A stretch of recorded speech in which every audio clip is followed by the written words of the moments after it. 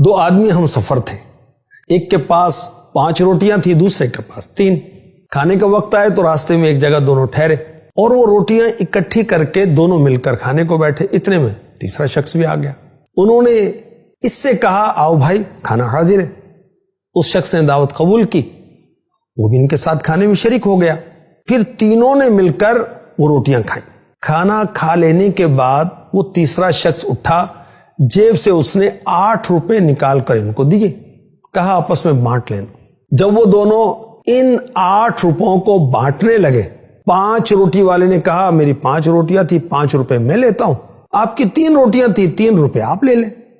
3 روٹی والا کہنے لگا ایسا ہرگز نہیں ہوگا، آدھے تیرے آدھے میرے، ہم نے مل کر روٹی کھائی، اس لیے دونوں کا حصہ بھی برابر ہوگا۔ تکرار بڑھی، جھگڑا ہونے لگا۔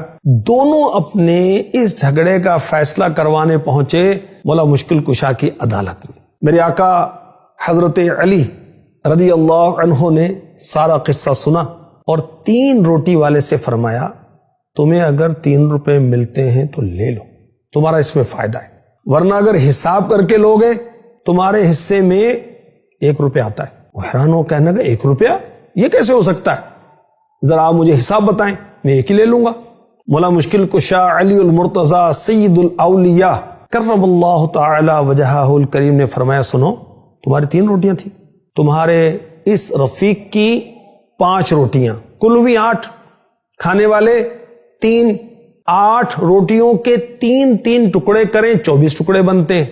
اب ان 24 ٹکڑوں کو 3 کھانے والوں میں تقسیم کریں، ڈیوائیڈ کریں، 8 ٹکڑے سب کے حصے میں آئے۔ تینوں نے 8 ٹکڑے کھائے، 8 تم نے، 8 تمہارے ساتھی نے، اور 8 تمہارے مہمان نے۔ سنو، تمہاری 3 روٹیاں تھیں، ان 3 روٹیوں کے 3 ٹکڑے کریں تو 9 ٹکڑے بنتے ہیں۔ تمہارے رفیق کی 5 روٹیاں تھیں، ان 5 روٹیوں کے 3 ٹکڑے کریں تو 15 ٹکڑے بنتے ہیں۔ تو تم نے اپنے 9 ٹکڑوں میں سے 8 تو خود کھائے، بچا 1 وہ مہمان نے کھایا، لہذا تمہارے حصے میں آیا 1 روپیہ۔ تمہارے ساتھی نے 15 ٹکڑوں میں سے 8 خود کھائے، 7 ٹکڑے بچے جو مہمان نے کھائے، لہذا 7 روپے اس کے۔ یہ فیصلہ سن کر شخص حیران رہ گیا اور مجبوراً 1 روپیہ لینا پڑا۔ دل میں کہنے لگا 3 ہی لے لیتا تو اچھا تھا۔